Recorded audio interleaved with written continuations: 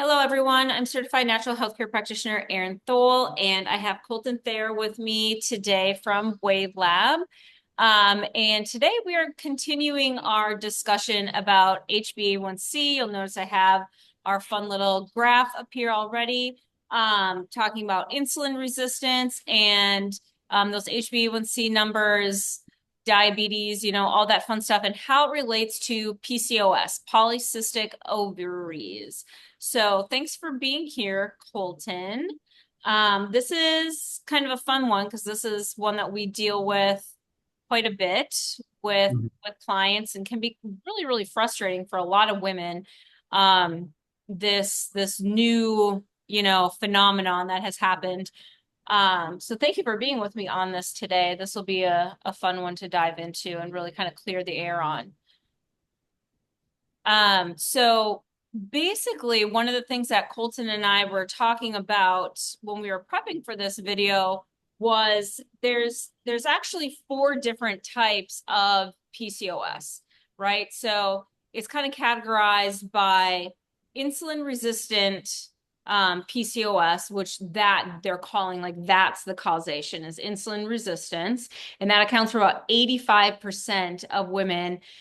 Their cause of PCOS is insulin resistance. So those cell membranes super beat up. It's really hard for insulin, glucose, all those good things to get into the cell to do their job. So the body has to produce more and more and more to drive it into the cell.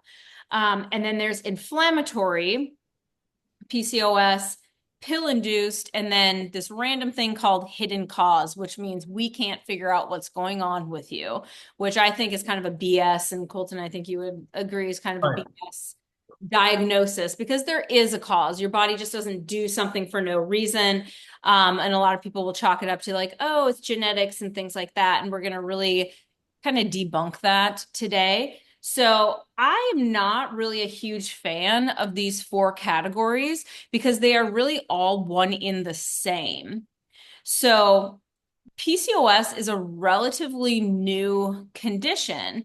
Um, we are kind of living in this generation right now where like myself and then Colton's generation and things like that, like if you were born in the late 70s, the 80s, the 90s, anywhere in there, you kind of grew up and went through adolescence, puberty, your high school years, college, like all of that with the pill being prescribed rampantly for literally everything under the sun. I'm talking about the birth control pill. So, you have acne as an adolescent, you don't get your period on time. Here's your birth control pill. Or you have painful periods, or you have irregular periods, or, obviously for contraception, of course, and things like that. But it's been prescribed for so many different things as if it's magic. Mhm. And it is something that is literally designed to mess up your hormones. It's designed to throw them out of whack so that you do not get pregnant. So, this notion that the birth control is regulating your hormones or it's fixing something is very, very incorrect.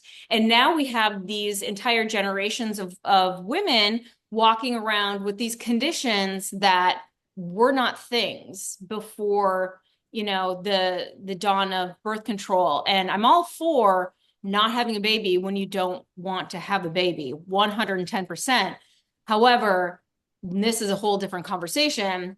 There are more empowering and healthier ways to go about that, where you're actually honoring the natural process and rhythms of your body as a woman that do not include synthetically altering your hormones and causing all of these issues that are so dysregulatory for the female body and the female system. And we could make a whole other video just on that, like what the birth control pill does to women's body that is really swept under the rug and is just now actually being talked about. So PCOS, for a lot of women is really caused by using, it's kind of catapulted, not necessarily like this is your only causation, but it's really kind of catapulted by the pill. And then you throw in there, like the standard American diet, growing up with that. And it creates like this perfect storm of insulin resistance, hormone dysregulation, because when insulin resistance kind of takes hold, then that throws those androgen hormones, which are typically considered male hormones, even though women have them as well. So think like testosterone and all the metabolites of testosterone and things like that, throws them way out of whack.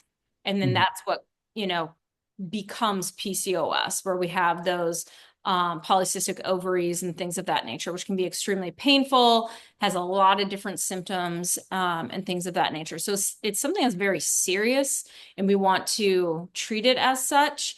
But it's really important to understand like causation. And anytime you have insulin resistance and you have hormone imbalance and you have, polycystic ovaries and cysts of any nature anywhere, you have inflammation. So all of these things really kind of coexist together. Wouldn't you agree, Colton? Yeah.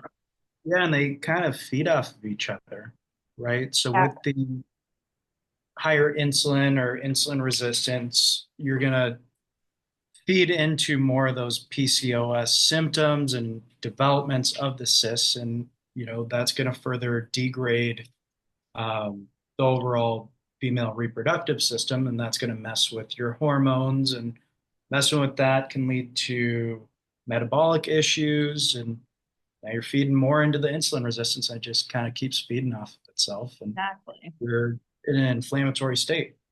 And so we have up here our fun little chart that we've had in other videos as well, where we're really touching on different areas of this subject matter. So the functional medicine ranges for HbA1c levels, which again, HbA1c is the percentage of sticky sugar in your blood, and it's the average. So you're looking at basically like a 3-month time period for that sugar accumulation and change. So it's not something that you want to have tested regularly, like every month or anything like that. You want to have at least 3 months, maybe 4 months between tests so that we can actually see a change.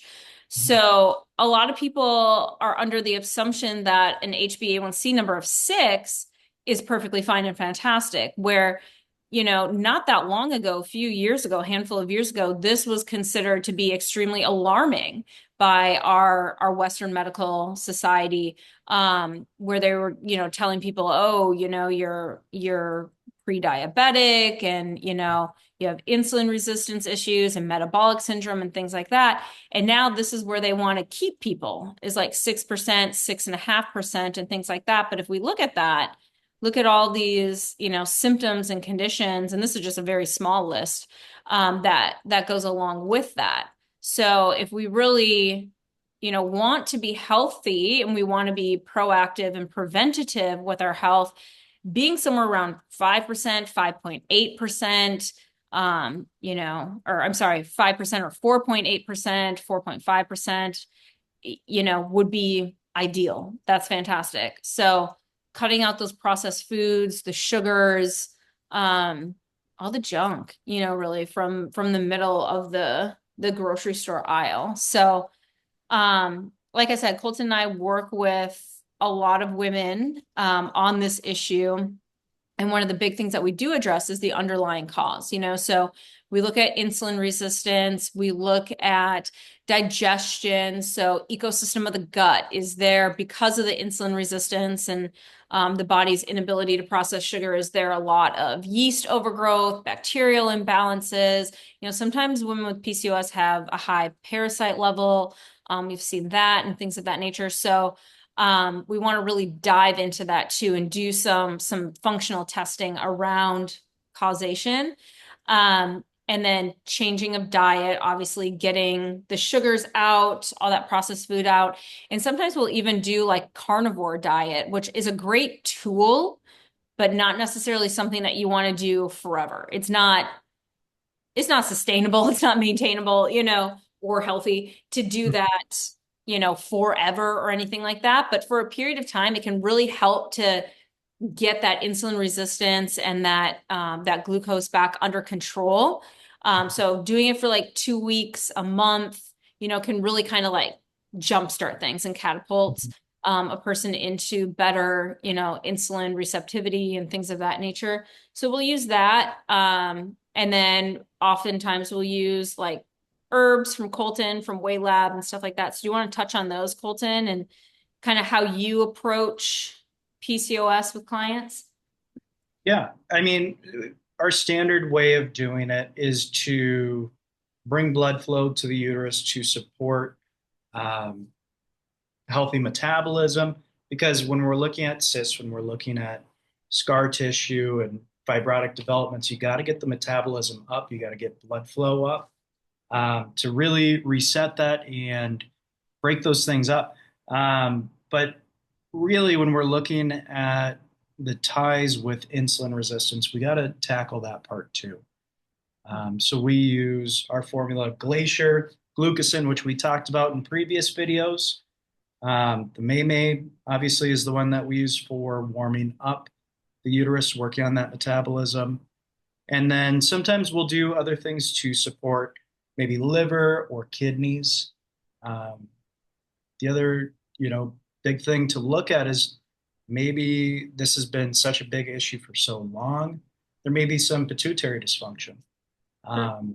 So you got to really look at the big picture. Everybody's individual, but in a general scope on this, you want to work uterus, blood sugar, ovaries, get blood flow there. Mm-hmm. Yeah, but it can be very customizable too. Mm-hmm. Mm-hmm. Talk a little bit more. Can you talk a little bit more about the pituitary and how that can play a role in this for people that maybe aren't familiar with Yeah, and I think you could probably explain, overall function, but pituitary, it's your master endocrine gland. It's kind of the big boss in Yep. charge. And when things are thrown off, things just get out of rhythm, and a lot of people don't think to look at it. They think maybe liver, or they look at a local area. Um, like but more downstream, or basically. downstream, Yeah. right? But if downstream's being affected for so long, and maybe that is where some of it's coming, because it is, cyclical. It all Hmm. ties in together. It's a closed loop. Um, but obviously, that's going to impact the pituitary after a certain period of time. Yeah. Yeah. So I Treating kind that, of describe the pituitary as like the puppet master yeah, for yep. all of your other glands, so it like it's the master gland that sends the signals to the thyroid and the adrenals and, plays a role in sex hormone production and all of those different things. And so, yeah, a lot of times if there's like sex hormone dysregulation, the pituitary is a major player in that. And yeah, that is, you're right, a lot of times a forgotten kind of thing because it's in your brain, it's a gland that's in your head. And so a lot of times people kind of disconnect like the head from the rest of the body. So they're not really thinking about that as a contributing factor. But for some women is really huge. Mm-hmm. Yeah, Play. especially, I mean, think of, just long-term use of birth control, how Yeah. that just really screws up overall levels. Mm-hmm. Because it messes up your pituitary, adrenal, thyroid axis. So long-term birth control can really mess up the thyroid. It can really mess up the adrenals, and then just kind of like trickle down effect from there. Mhm. Go into more of like the ovaries or even the uterus and things of that nature. So yeah, and it messes with your gut too.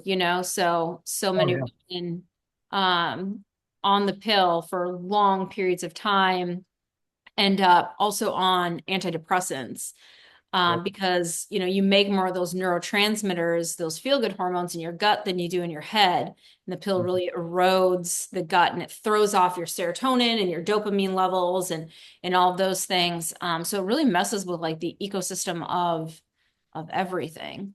We should Mhm. probably do a whole video just on the pill and then alternatives, to that and what I recommend for, if you're using it as contraception to what I recommend for not getting pregnant if you're not looking to get pregnant. So yeah, we should definitely do a video on that at some point in time. But if you are looking to get to the root cause of PCOS or any other kind of hormonal dysfunction, endocrine disruption of any kind, and then also insulin resistance, which I think a lot of people kind of forget that insulin is a hormone. And so anytime that that hormone is skewed, like domino effect, something else is going to have to give somewhere. So if you're looking to get to the root cause of any of these issues, you can shoot us a email. You can shoot me an email. You can give Colton a call.